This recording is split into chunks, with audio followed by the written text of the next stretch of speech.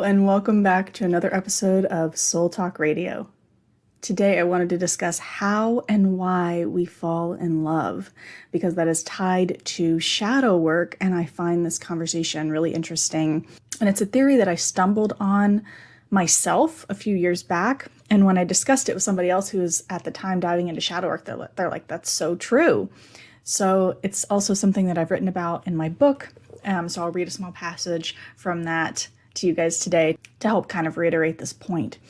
So I know you guys have hopefully listened to some of my previous episodes about shadow work, so I'm hoping with this conversation you have a basic understanding of shadow work, that everything we judge in another is really just a projection of something that's going on with us.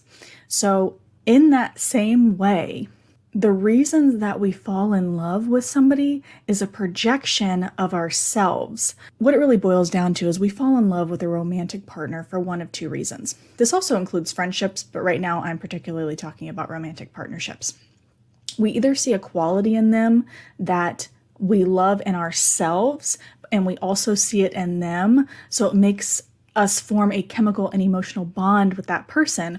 Or we see a quality that we admire in them that we kind of want for ourselves, like we wish we also had that quality. And so that's another reason why we fall in love with them. Again, it's not necessarily about that person, but really about what's going on with us and how we are perceiving the world, and therefore why we fall in love and why we fall in love with certain types of people. There's obviously other things that come into play here, like trauma.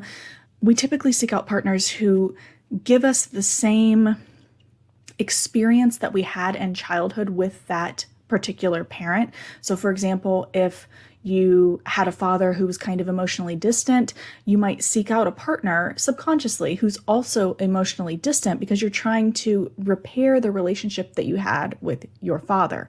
So, it's important to kind of know those things and understand those things so that you're not choosing, let's say you had a father who, treated you like you didn't matter. You might subconsciously choose partners who also treat you like you don't matter. So it's important to kind of understand those things and understand to kind of look back and think, how did my parents treat me?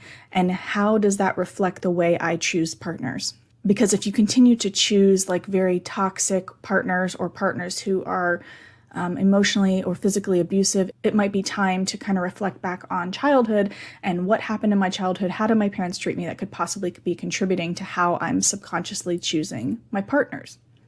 However, with that being said, that's also part of it, but it's also a part of ourselves being reflected back in them, and that's why we fall in love with them.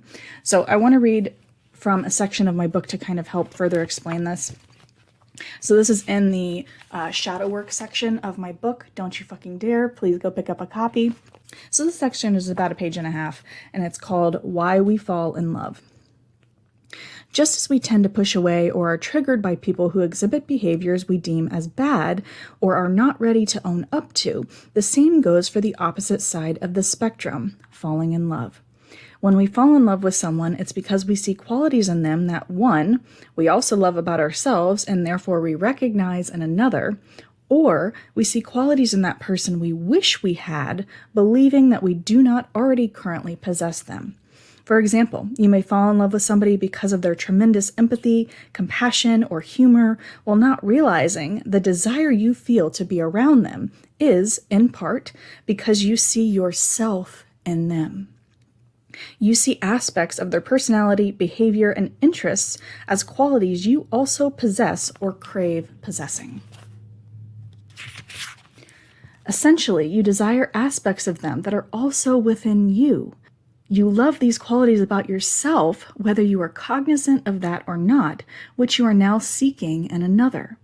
In that way, we are falling in love with a version of ourselves, once again demonstrating that our perception of others is a mirror. So the further I dive into shadow work and how really all aspects of this reality are a mirror, which is projecting back a version of our own subconscious in order to look at that and heal and evolve our consciousness, evolve our soul.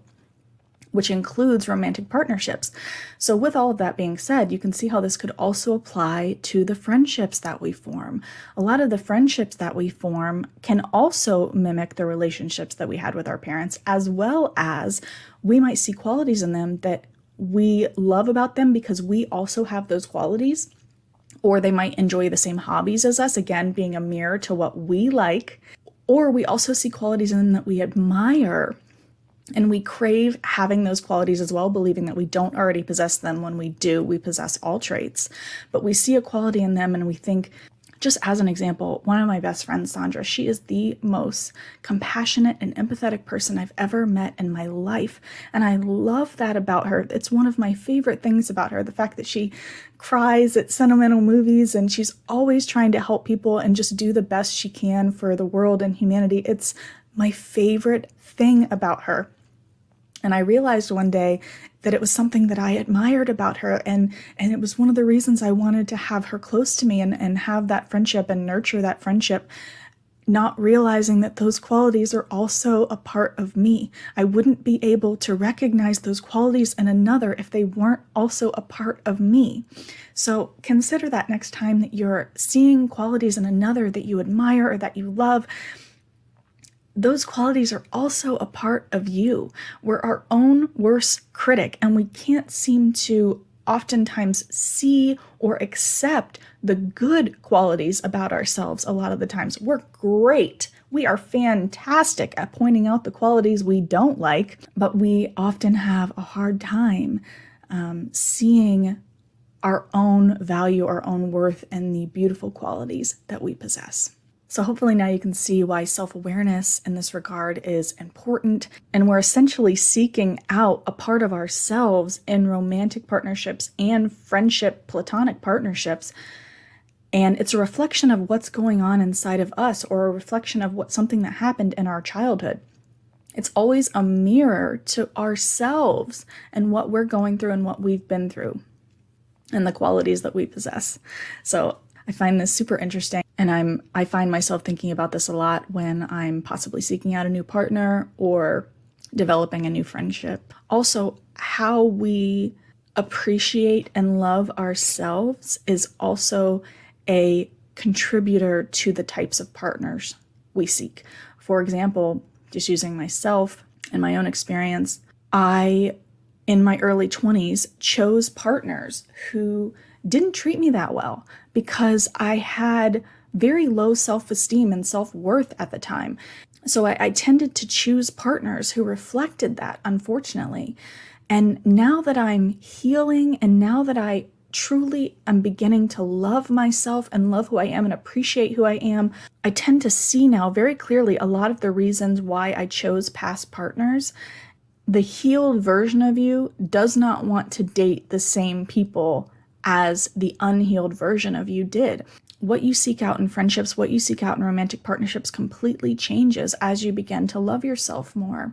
And I've been wanting to do an episode on mirror therapy for a while now. Maybe I'll do that in the coming weeks to kind of dive down the main mechanism that helped me start to love and appreciate myself, which was mirror therapy. Just every time I find myself looking in the mirror, telling myself things that I loved about myself, hyping myself up in the mirror, and I still do that to this day. This is also our shadow, everything being a mirror reflection to what's going on inside of us is also part of the reason why we dislike certain people. Okay, there's people that you fall in love with, that you love, that you have an immediate connection with, and there's other people who you kind of have an aversion to. That's because there are aspects of them that are also aspects of you that you don't like about yourself, and you see them in that person being reflected back at you, and you don't like it. So that's why you have an aversion to them. When I come across women nowadays who I can tell are just, maybe very materialistic or very judgmental, I have an immediate aversion to them. Like, I don't want to pursue a friendship with them. That's because I know there was a past version of me who was very similar to that, who could be very judgmental, who could be very materialistic, and I don't like that part of myself. So when I see it in another being reflected back at me, it's not something that I want anymore. So it's it's very important to be able to notice these things and see why we have a craving or an aversion to certain people, to certain personalities. But it doesn't mean that just because I see that, that person is a past version of me, I have compassion for them. I have immense love and compassion for them, and I wish them healing. But that doesn't mean that I need to be their friend. It's okay to want to grow and evolve and to choose people who help us do that, who help us to evolve to our best version of self. It's okay to choose to be around those type of people and to engage in relationship with those type of people. That is okay. Okay, but it is also important to realize that our aversion to certain people is because it has to do with something that we are dealing with, something inside of ourselves. And so I see those people, I don't judge those people for being judgmental. I try not to. I simply see them as a past version of me. So judging them as being like, oh, they're being so judgmental, that would just be judgment coming in the back door through my own mind, and me also judging a past version of myself, which isn't helpful. I used to be them, so judging them would just be judgment coming in again through the back door. So hopefully you enjoyed today's episode. I know I've said it before, but I'm going to say it again. My new book, Don't You Fucking Dare, is available for purchase on Amazon. The link to purchase will be below for you. The book is a guide to learning about the ego voice, helping you to disconnect from the ego voice, as well as diving into shadow work and the many tools that I've learned along my healing journey. I also offer coaching services. If you're interested in a session with me, please visit my website, meganshirey.com. I'm also a meditation instructor on the Insight Timer app. I teach there every Sunday at 10 Eastern Standard Time, so if you'd like to join us on the app, or I also live stream it to my Facebook page, which is also below. If you enjoyed these episodes, please like, share, comment, and subscribe. It helps us to expand this community. And may you be happy, may you be well, may you be joyous and at ease, sending you infinite love and light. And until next time.